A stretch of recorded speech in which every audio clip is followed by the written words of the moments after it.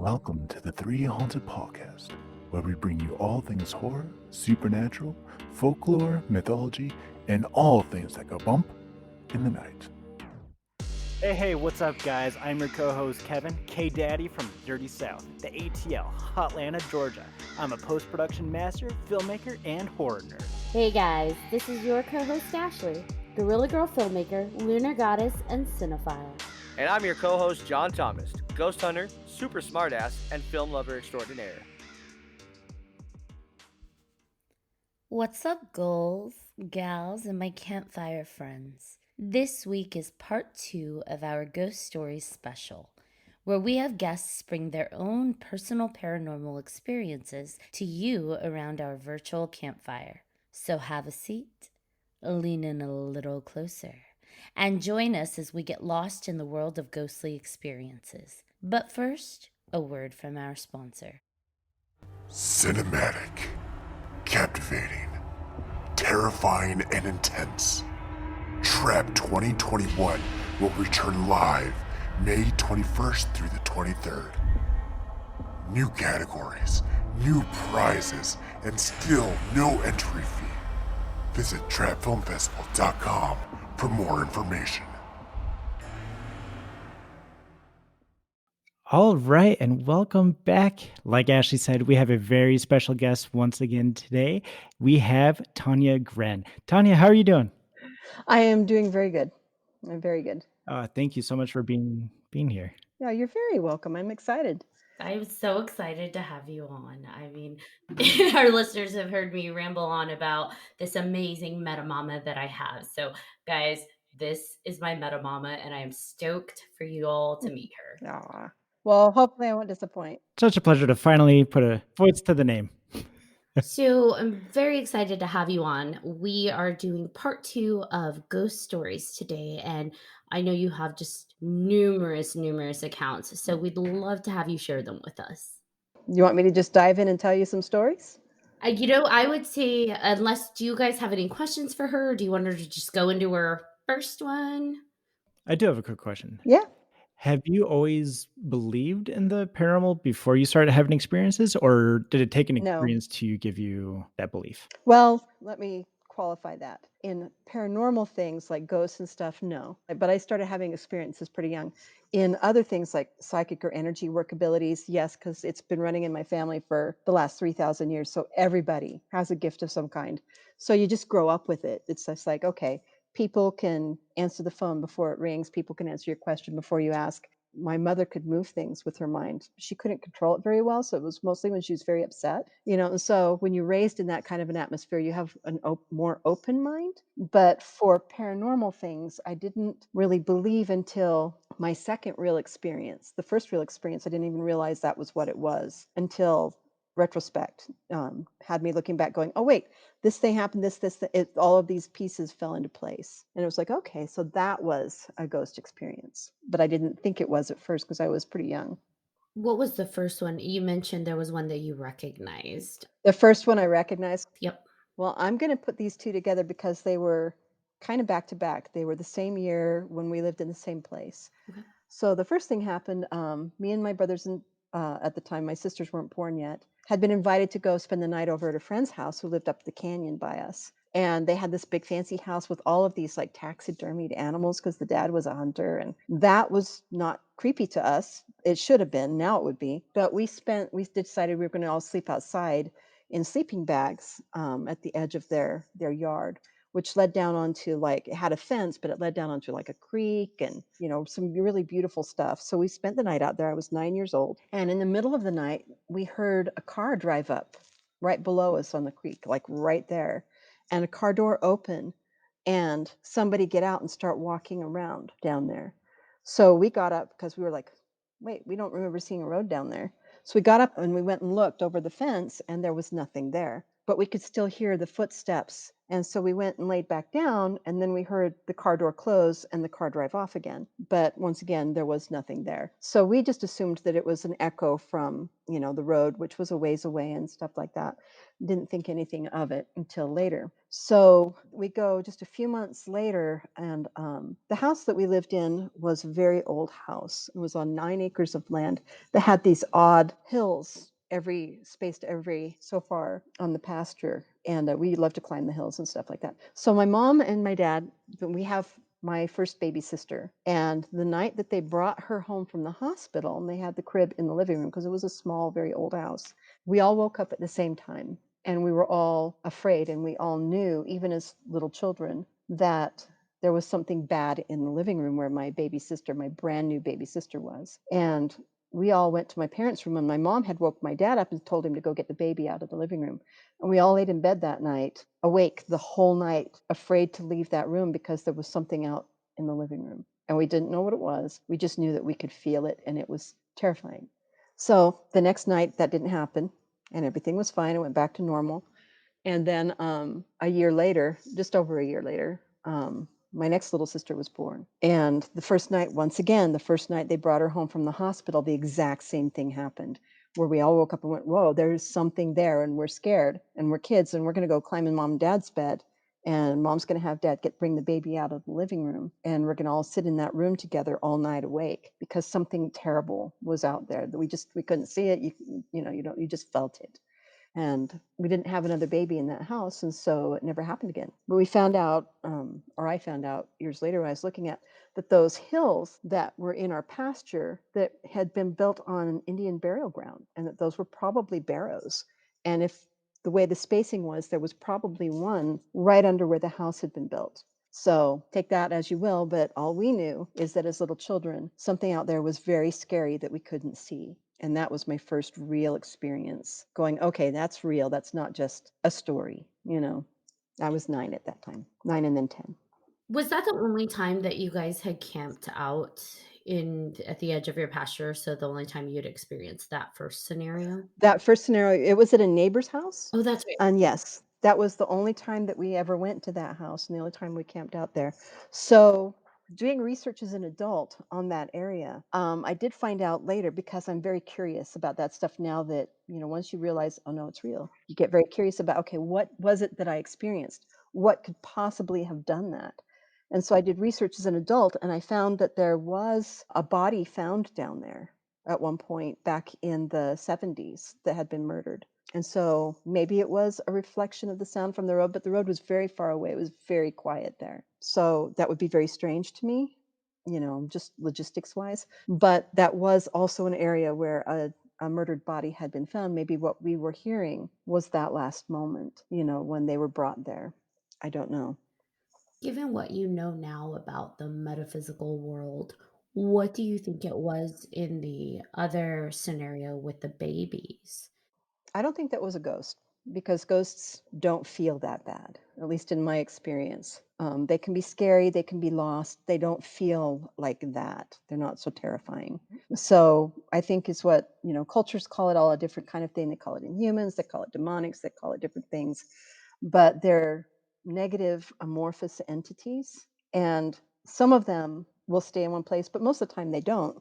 So, I talked about the barrows and stuff, but I really don't think that was it. I honestly don't think it was the ghost of some past Native American that only came out when there was a birth to be all scary.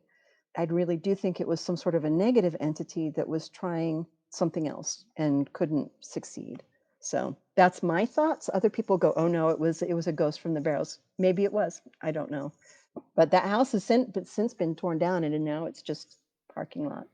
Yeah, and I don't think that they have to be, I guess they don't have to be independent of one another. Like, Yeah. I think maybe, especially with sacred areas, they tend to generate more energy and draws that way. So it's possible just Yeah. being on an energetic space like that kind of assisted that entity into finding its way over towards where you were at. Yeah. That's kind of what I think it probably was, is just an opportunist that fortunately did not succeed. Was that experience in conjunction with your family's history? Was that something that caused you to want to learn more and educate yourself more about that side of life?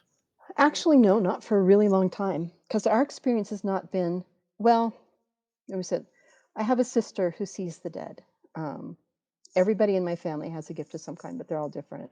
And it terrifies her. She does not want that gift. She hides from that gift. She chooses where she lives based on how more or little she sees there.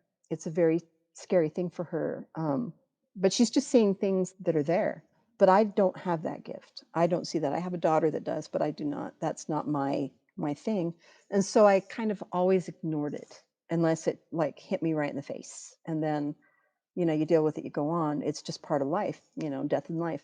Our world is made out of energy and matter. I think it would be pretty boggling to me to think that matter was the only part of our world that had life when we ourselves are made out of energy and matter. And when our matter part goes away, energy doesn't go away like matter does. It doesn't change like matter does. So it makes sense to me that there would be something more. But as especially as a kid at that age, and younger and teenagers and stuff, I knew it was there. I knew it was real, but I didn't care because I knew it couldn't hurt me, I guess. That would be more the thing. So that was when you were 9 or 10. What is your most memorable interaction with the supernatural as an adult? As an adult, there's been, there's a lot. There's a lot.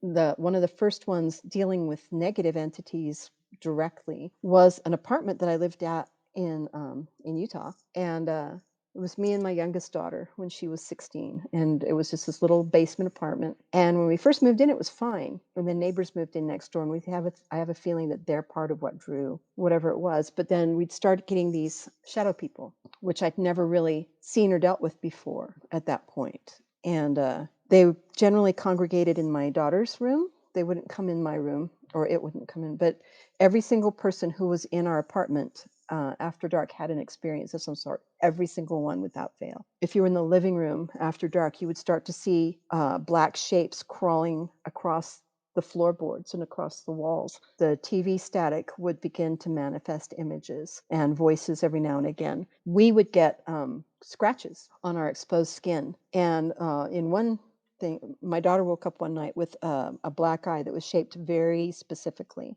that she'd never gotten, she didn't remember ever getting. And then the very next night, I woke up with the exact same black eye on the other side. So just, scratches on her arms on exposed skin. And she would wake up and see a shadow person standing over her, and it always scared her and it freaked her out. She'd come and sleep in my room and stuff. And so it wouldn't go in the kitchen, it wouldn't go in my room, but it would be in the front room and in the front part of the apartment. These things. It was very disturbing. The most disturbing part wasn't the shadow things or the scratches and stuff. Those were spooky, but not life-threatening. The most disturbing part was that if you were in the apartment for any length of time, you started feeling like you should commit suicide. And that is absolutely true. I am not a depressed person. Ashley can tell you, I'm actually that major optimist. And I would start feeling like, just life is too hard. I'm despairing, and then I'd go out of the apartment and I'd be like, what was that? I'm fine. This is great. Life is great. And then you go in there, and if you're in there for a few hours, you start to feel more and more down. If you're in there for several days without leaving, you start feeling like, I should just kill myself because life is going to be terrible. And when I realized that it was something to do with this, then I was able to start taking action. And we did all kinds of things. Because I'd never dealt with it directly that way before. We were getting advice from all kinds of people. Put salt on the doors and windows, do this and that, call in your bishop, have, a priest bless it and stuff like that. And we did all of that. And the most it did is make it stop for 2 weeks, and it came right back. And I think it's because somebody else was drawing it that we didn't have access to in one of the other apartments. It all came to a head one night. I was working at that time as a job during graveyard shift where I was translating phone calls for the deaf. And one night at work, I got a phone call from my oldest daughter saying, Mom, something's wrong with Kayla. You need to go home. And I was like, uh-oh. So I did. I got off and I ran home. And Kayla was in my room in absolute hysterics. And now remember, she's 16 at this time. And she is literally hysterical. She's hiding in my bedroom. She can't talk. She's crying so hard. And so I'm in like, okay, what happened? What's going on? What happened? What happened? And finally I got her calmed down enough to try and tell me what happened. And apparently she was in bed. She was going to sleep. She's 16. She's texting her sister, Angel, and stuff. And all of a sudden she hears these voices. She says it's like 1,000 voices, and they're screaming in absolute agony. And they're saying, save me. help me, save me. And there's like thousands of them all around her. And as soon as that happened, she couldn't breathe. She couldn't move. She was like paralyzed and she can't breathe. And Angel's on the phone going, Kayla, Kayla, Kayla, are you breathing? Kayla, are you breathing? So that helped her start breathing again, is that interruption of this voice, this phone call that came through because the text had like frozen, but the voice didn't stop until she left the room and went into my room and was having a panic attack. And that was it. And finally I said, you know what? I don't know how to beat this yet, so we're just going to move. And that's what we did. We gave our notice the very next day. Wow. Mm-hmm. Don't play with that. I'm not playing with that. Yeah, I would not either. That's intense. Did you ever revisit that location after you, because you've really grown and evolved into your light work? Have you ever revisited that location? I have, because I was very concerned that the family that moved in, I told I'm not afraid to talk about anything. I told the landlords exactly why we were moving. I said, there's this thing, it's doing this and this and this. And the wife believed me and the husband absolutely did not. And so the next people that came into that apartment was a nice little family with small children. And that made me very concerned. So as I've grown and as I've learned more, I did go back. But here's something you'll know. So remember that circle up in the mountains, up in the canyon, Ashley? Yes. That apartment is in a direct line from that right down the canyon. I went back there after we had cleared that place and there was nothing. There was no sign of anything there at that point. So I did a circle around it just in case. But at that point, it wasn't there. And you had also said something earlier that I had never in a million years have even remotely thought about living in an apartment. And if somebody in a like upstairs unit, downstairs unit, or a unit next door, if they're practicing something, like I've never thought about like the repercussions of that going to other units. Yeah. Well, and we kind of think we know who it was, but I don't have any proof or evidence or anything. But the guy that lived next door to us in the other lower unit was a nice guy. We would see him going to work and stuff, and he was a single guy, and we'd always say hi, and he'd say hi, and that was it. And then he had a girlfriend that moved in, and she'd be sitting on the stairs with her hoodie pulled down all over her face like this, and I would say hello, and she wouldn't respond, and stuff. And then, but when she was walking, she would respond just fine. But when she's sitting in that doorway on the stairwell, just hunched over with the hoodie over her face, she would not respond if you spoke to her. And so it was just an odd thing. It's like, it wasn't all the time. It was only when she was sitting in that spot. And it made me wonder if she had something to do with that. Because right when she moved in is right, the timing adds up. That's when things started happening. Wow. The whole apartment thing kind of reminds me of when I lived up in Aurora. We had a duplex, it was a duplex, something like that. And I would always see like the shadow figure on the stairs that would go up to the bedrooms. And it was a guy with a hat. And a lot of people have actually talked about seeing a shadow figure of a guy with a hat. Mm-hmm. And it was just freaky. Like I'd be sitting there watching TV because where we had our TV was basically at the side of the staircase that went upstairs, so we'd be facing the staircase, and I would always see it just standing there, and I could never really see a face or anything, but I could see just the shape. And I don't know, I'm never really a super angry guy. I mean, you guys know I'm pretty mellow, whatever. Yeah. There are times when I get upset, but I don't get super, super angry. But living in this apartment, I don't know, after seeing all that, I don't know if that was affecting me or what, but I turned into a total asshole and was not proud of it at all. And at one point, I remember I was sitting there with my fiance in our living room. You could see into the kitchen, and we were just sitting there watching TV, and all of a sudden she jumps up and runs to the front door, and I'm like, what the hell are you doing? Like, what's going on? She's like, I just saw somebody in the kitchen. And I'm like, okay, there's the patio. They wouldn't, we'd hear the sliding door open to the patio if they were coming in. So I go in and I look, nobody there, of course, but she said that she had saw somebody kind of like walk in and then like turn around with their hands up and like kind of doing the hokey pokey or whatever, and it scared the crap out of her. And I'm like, all right, whatever. Yeah. But no, I mean, I believe that there was somebody there that she saw something, but I don't know what it was. If you had to tell a child who's experiencing something that might be scaring them, or even a skeptic who doesn't believe but is experiencing something that they can't understand and truly being terrified by whatever it is, what would you tell them? First of all, they're not crazy. They're absolutely not. It's real. I mean, like I said, it makes sense. Our world is made out of matter and energy. And, one doesn't have all of everything and the other not. So they're both, and so it makes sense that there's things that are made out of energy. Our energy doesn't go away, and that's science. So the energy that we are doesn't go away. And so it's real. It doesn't mean that it's bad. Trust your gut. If it feels like it's bad, bring light things, light a candle. You might feel a little crazy. You don't have to tell anybody, but do it and you'll feel better. You will absolutely feel better. Second of all, I'm going to reiterate again, trust your gut. If it feels bad, it's bad. If it doesn't feel bad, it's probably a ghost or something like that. That is just there with you. Once again, do light meditation or light a candle, put a little salt onto your pillow. There's a lot of easy ways to protect yourself. But most of all, you are not crazy. Millions of people have these same exact things happen to them. And whether you want to believe it or not, it is common and it's okay. I wonder if that is one of the most unspoken but most common things that we all have with each other around the world. Like we would have more in common if we were actually open about what we've experienced and what we don't understand. Yeah, versus being scared. Every time I open up and talk about it, there's always that sense that, people might think I'm crazy. They might think I'm just that crazy old lady with the white hair, whatever. But those aren't the people I'm talking to. Mhm. It's the people who are going, I had something I don't understand. I'm afraid. Because afraid, we don't want that. That's a negative emotion. Yeah. Let's not be afraid. Well, and most of it, we don't need to be afraid. It's just natural. It's part of the earth. It's not a scary thing.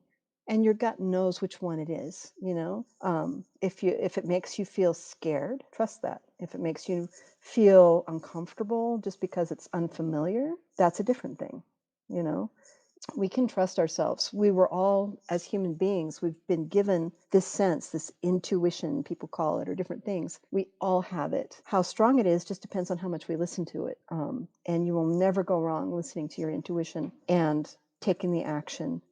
You don't have to tell anybody, but when I speak out, it's for you. It's for the people who don't feel heard or are having these experiences, and it's okay.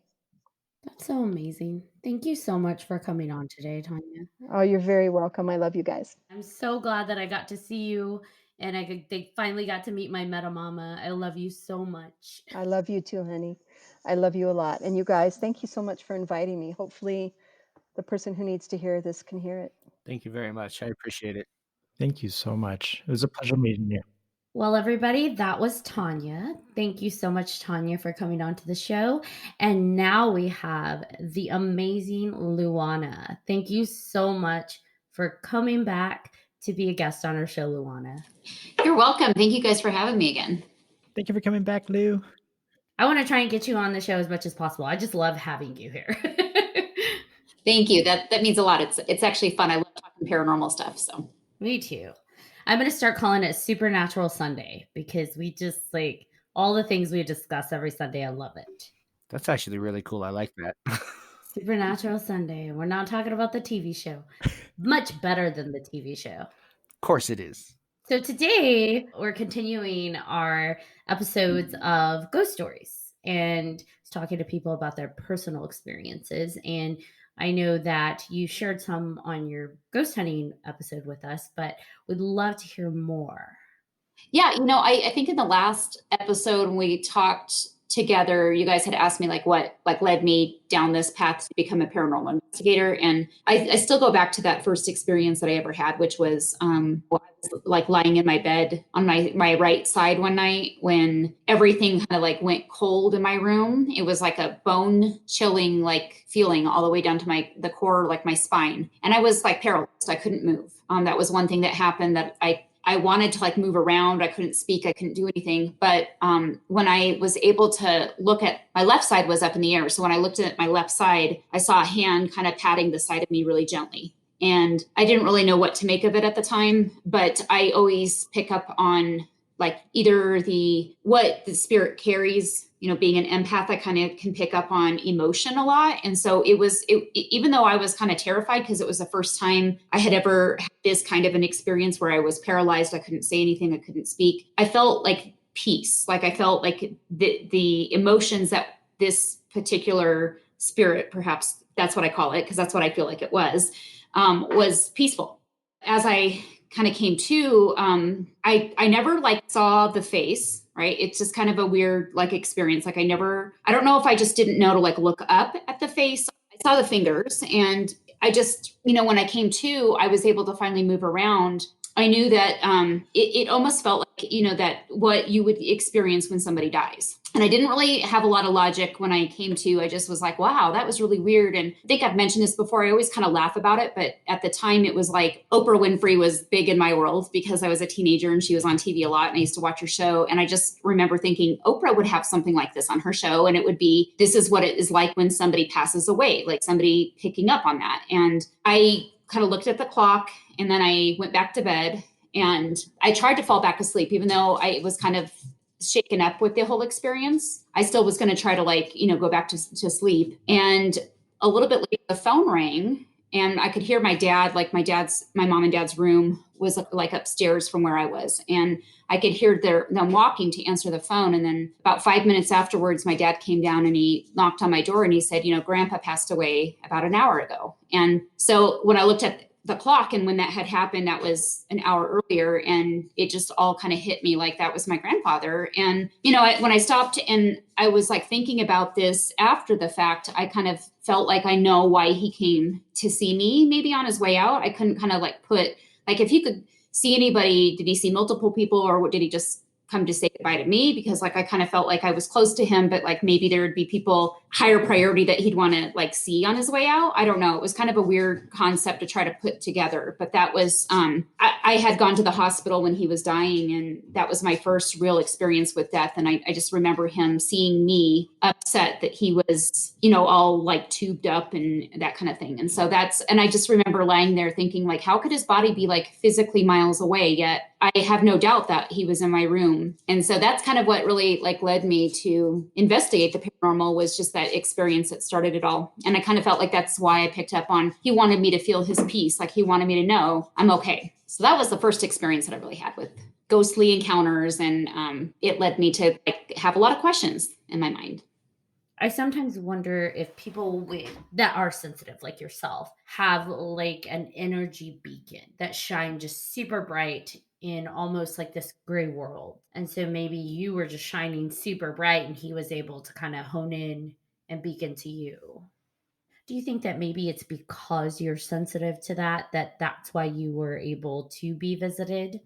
I do think that has a lot to do with it. And I think as I, started investigating the paranormal and had more experiences like that, I do feel like that is a lot of it. Like you're just open, your senses are kind of wide open. And, at the time I was 17, and I feel like, I feel like young kids are especially kind of are more in tune. Sometimes we shut it down as we get older. And, I think I was still at that age though, where I was young enough to like just have it wide open without really having to think twice about it, like without trying, whereas an adult, like I've had to really work to open up some of those channels again. But I think that as I started investigating the paranormal, that really came to me is when you are wide open and when you do have some sensitivities or intuitive abilities that are easier for you, maybe that's how they communicate. They choose to go to who they can communicate with. That's one experience. I like that. That's really sweet. I've heard people's experiences with relatives that come to, as they're passing on, to say goodbye. And I think that's beautiful. So yeah, it was definitely like, I've never connected with my grandfather since then, but I just feel like it was his perfect way to tell me, like, don't worry about me. Like, I'm okay. Like, I'm going to be okay. And, I just need you to know so that you don't, cause he knew I was sad. He knew I was torn up about him being sick. And that was his way of just telling me, it's okay. I'm at peace. It's all good. So I think, the other experience I had was had one experience where I could see spirit, like I look at everyone else. And that was really, that was big for me. And it was right after, which I think is really interesting. I always mention this, but I was getting Reiki certified. So, Reiki deals a lot with your energy in different energy fields and being able to feel energy. And so I had just got a Reiki attunement with level 1 certification that I was going through. And after that attunement, it like my senses, I feel like were blown wide open with that. And so I had gone to the Stanley Hotel to for an event and for some investigations there. My mother happened to go with me on that particular trip. And we had just like had some other experiences.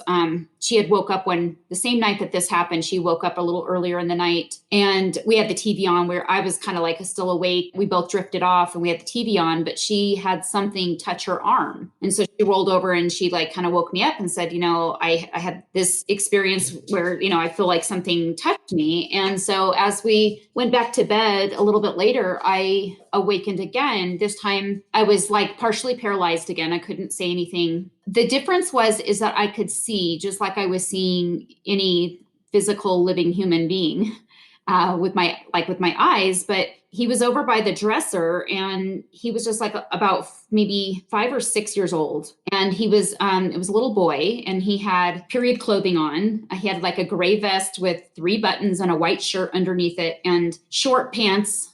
And I don't know the type of hat, what they call it, but the kind that kind of is scrunched in the middle, that kind of clip. I don't know what it's actually called, but it was just very not this time period. And so I was looking at it and he startled me because it was the middle of the night. And I was like, and I just remember I'd been working, Kevin and John know Kathy, who is our medium in our group. And at the time, Kathy was working with me and she always told me like, try to, if this happens, because I was telling her sometimes things come to me when I'm like resting, when my senses are wide open. And she said, try to communicate in your mind. Like, have you ever tried to reach out and have that communication in your mind? So I did this time. And I was all flustered, but I said, I don't mind you being here. Just please don't scare me, because I was really kind of terrified at the time. And again, I picked up on his emotion and he was just like so excited that I could communicate with him. Like he was getting noticed and that I was actually communicating with him in some way. And he just was happy. And then he just kind of left me alone. I think he kind of knew that I was a little startled, and I felt bad afterwards because I was like, that was such a cool experience. I wish I wouldn't have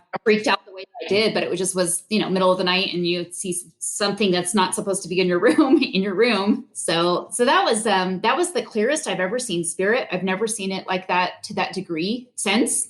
But I think it was such a neat, unique experience. I had gone down to the front desk in the hotel the day after and told the lady, she was a friend of mine who was working down there. And I said, I saw this little boy and I described him. I was like, he had I described what he looked like and his age. And she said, oh, he's like a lot of people report seeing him. That's one of the frequent roamers in the hotel. And I just thought that was so cool that like, not only did I like describe, to her what he looked like, but it was something also for like being able to trust like what comes to you and what you're seeing, that you're not crazy, that like what you are seeing is maybe validated by other people's experiences. And so she's like, yeah, like they've described the same gray vest that you had, like they described him in the same clothing and stuff like that, which I thought was really neat. So I wonder if they have like a book that guests can write in to state their experiences and whatnot, just so you can see the similarities throughout the history. That would be really neat. I know they used to have like I think down where like the Steamers Cafe was on the very bottom, they had like a TV that used to kind of play some of the photographs and stuff that they captured. But it was really neat to like hear that other people had seen the little boy roaming around. So that was really cool. We talk a lot about feeling and seeing and the things associated with that, but have you ever smelled like supernatural presences? I've smelled things that weren't physically there at the time. Like, for example, smoke. Smoke was one that I smelled a lot when Seth started coming through. And I don't know if Kevin and John, if you guys remember me, when Seth first started coming through, Kathy maybe thought that he was in a fire, but I smelled like, at one point I smelled the smoke and I could taste cigarettes in my mouth. And I was like, okay, something is like, I don't know if they're putting how that works. I don't really know how it all happened, but I just smelled smoke and I tasted cigarettes. So I don't know if it was related to the same thing, if that, smelling of smoke was a fire started by the cigarette. I don't really know, but it just, whatever was close to me, gave me that kind of smell and that taste. It's interesting because we also had at the same hotel, Stanley Hotel, we had the smell of roses.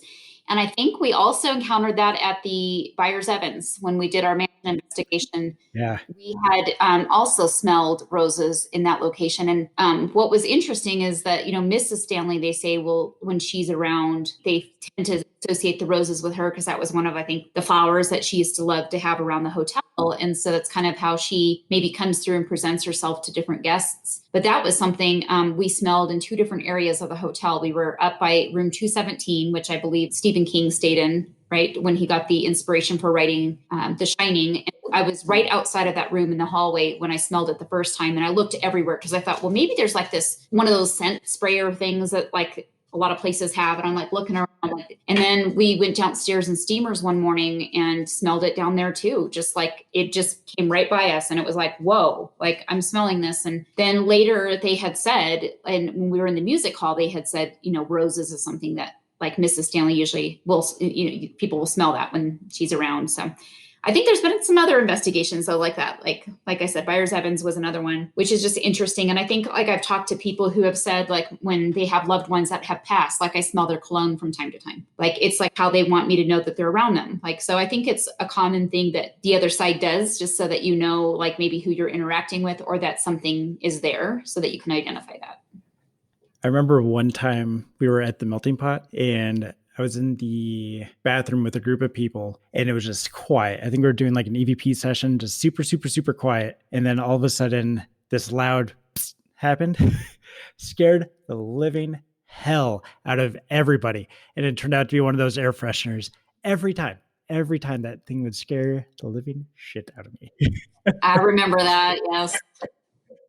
In my old house, for the most part, it was pretty peaceful, but there were times that I even had some dark experiences in that house that just didn't feel good, So, and it was always like, when I would wake up to like feed the baby and everything in, the wee hours of the morning that I never felt quite alone in that house. So don't have babies. They bring in ghosts. I'm just kidding. Noted. Supernatural birth control. I feel like there's jokes there and I'm just missing them. So many possibilities. So what are there any other experiences that you recall that stand out to you? Yeah, I've had some things that like a lot, like I've said, has come to me when I'm like kind of wide open. And I had one day where I had a golden retriever. This is not the same golden retriever that I have right now, but my previous golden retriever, Willow, was around. And I came home from work one day and it was I had an investigation up in the mountains that I was going to be doing that evening. And so I came home from work, I was going to try to grab a quick nap before I went up to the mountains because, I knew it was going to be a late night. But when I walked in the door, she was just like crazy, like just acting so strange. And I didn't know what was going on with her. And she had hip dysplasia. So she didn't like to go upstairs ever. She usually stayed down in the main level at nighttime and everything. When we would go to bed, she just didn't want to do stairs. And that day she just came right upstairs with me. She didn't want me to leave her. And literally when I went to go crawl in bed to take a nap, she just was right there next to me, just whining. And I was like, what's the matter? I'm here. And I was trying to calm her down and everything. And it was really weird because around the same time, I had so many things happening around the house that just were bizarre that you try to just debunk things just oh, it's your appliances going out or it's, we had these carbon monoxide detectors and they would start alarming, but there was never anything there. I even had at one point, we even had an inspection in the basement to see if there was any levels that were registering or something. Cause I'm it keeps beeping. And it was really weird. It became clockwork. When I would get out of the shower at time, it would start the carbon monoxide detectors and stuff. It was just bizarre stuff like that. So all of this stuff was kind of going around the same time period within a couple weeks, things were happening. My appliances were burning out, just stuff was really weird, but she was just not herself that day. So I went to go to bed and I was laying in my room and again, just something got close to me. And that was the first time. It was like kind of scary, but it was like my eyes were open and I was looking up above my head. I was on my back at the time and I could see just like a fleshy, it was like almost like a shadow mask, but it was like almost flesh colored. Like it wasn't like usually when I see shadow masks or something like that, it's black, just kind of misty, like no real form. This one was just like almost like a person standing over me, like looking, but it was all blurred. I couldn't like make out detail on the face. And again, it wasn't like like when I picked up the emotion, it was like happy, kind of like playful. Wasn't bad or like, angry or something like that. And so, but what was weird is when I was laying on my back, I felt a tug on my foot and I was like, what the heck? And that's what got my attention. And it moved over and it stood over my head, looked down at me, whatever. And then it was gone. But I always wondered if like my dog was picking up on something being in the house when I got home and like sensed its presence. And because she had never behaved like that before, it was really crazy. So that was another experience like when I was resting. After watching Paranormal Activity, I cannot sleep with my leg off the bed at all or my foot. I used to like that used to be my sweet spot. Covered in the blankets, one leg poked out and dangling over the bed. And after watching that movie, nope, that is a hard no. So when you said that it tugged at your foot, I was like, oh no. I'm with you on that one. I don't like dangling my feet over the bed at all either.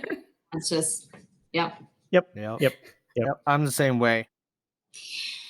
The other thing that I just think is kind of a different dynamic that I'd like to I guess for people to consider is that, not everything that I've experienced is like either bad or like troubling. Being a paranormal investigator and some of the experiences I've had is just being able to like really start communicating on a deeper level with spirit. Like there's been times that I believe if you're open and you're receptive, like there's messages that you can get to from spirit. Like they can give you different communications to help answer your questions if that's the preferred method that you would like to like have them chime in and help guide you or whatever. Because I believe in my spirit guides. Like that's a big belief of mine. And I think a lot of what we encounter sometimes is around like some of it does come down to what do we believe? I mean, if you don't believe spirits exist, you probably don't experience a lot of that, right? And so I believe that like my spirit guides are there to guide me. And so I've done this like little test like last year just to say I want more. I'll communicate with them. I want more messages. I want more guidance. And when I know that it's a message, I also can decipher like what is a message. And so that's kind of like the method that I've established with them. It's kind of like, I don't know if you guys have ever like had things like laid out for you, like you ask yourself a question and then there's like you like later through the day, like something presents itself and it's like an answer to what you were wondering, and it's that kind of experience that I usually get with spirit. That's really cool. That's interesting. That's neat. We caught an EVP while we were recording. Oh, hush. Woo! What is this? And of course, Ashley heard it, and it kind of the one her who a little doesn't bit. want to hear that. Exactly. Yes. I gotta ask you, what did it say? Was it good? So I actually left it in the recording too. So I was editing and it didn't help that it was late. And I had my headphones on and I don't edit at full volume because that would just hurt. So I was editing and it was at the end of the episode. You were talking about or Kevin. Kevin had said hello to Seth and Steve and you mentioned Dottie or Dot. Dottie?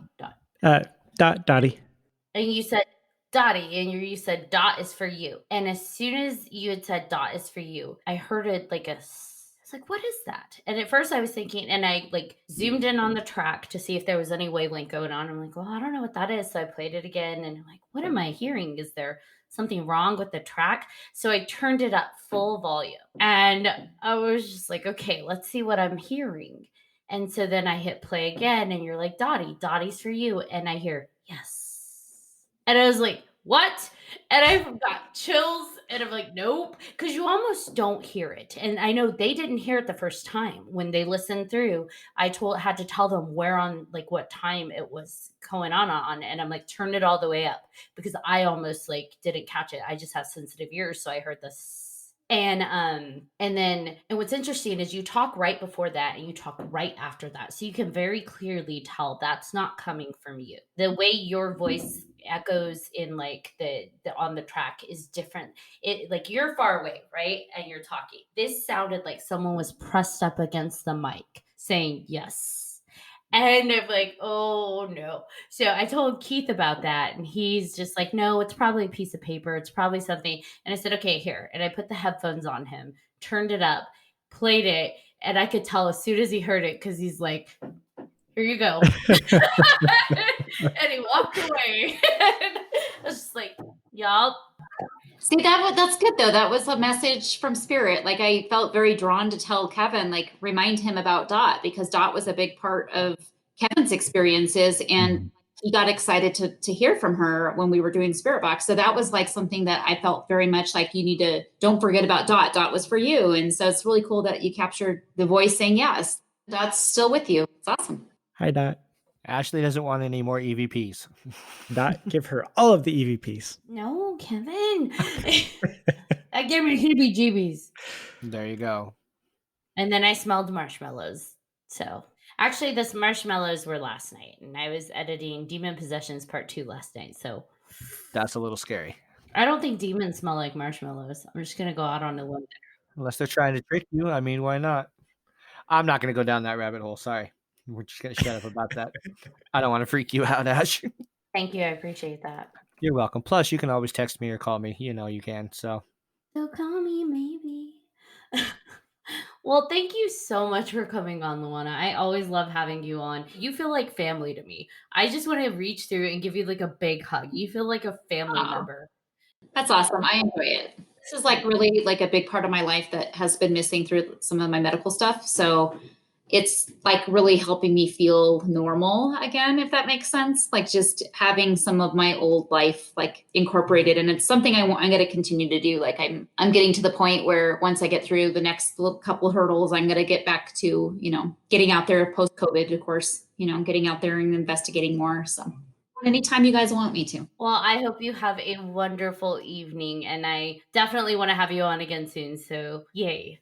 Yes. Thanks guys. I appreciate it. It was fun. Thank you so much. Thank you. Thank you so much. All right. Bye, guys. Bye. Bye. Thanks for tuning into 3Haunted Podcast with your co-hosts. I'm John Thomas. I'm Kevin K. Daddy. And I'm Ashley Lunar Goddess.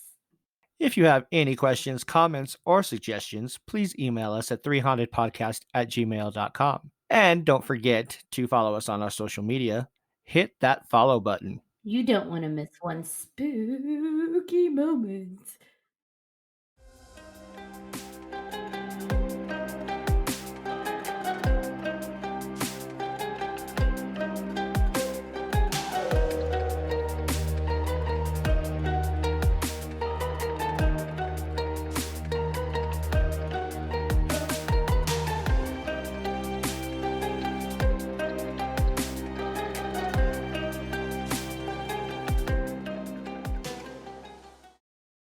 Hey guys. Knock knock. Nobody's home. Knock knock. Who's there? Who's there? Boo. Boo-hoo. Oh, why are you crying, Ash? Because Dot scared her. Stop. Yeah, so fuck you. You and... No, I'm not going to say it. I don't want her to haunt me. Yeah, that's how you get ghosts. You and the horse you rode in on. You and the horse you rode in on. There we go. Recovered. Boom. Are you looking for more awesome podcasts? Head on over to withoutyourhead.com for access to the Without Your Head podcast network, where you'll find a variety of podcasts sure to keep you entertained and coming back for more.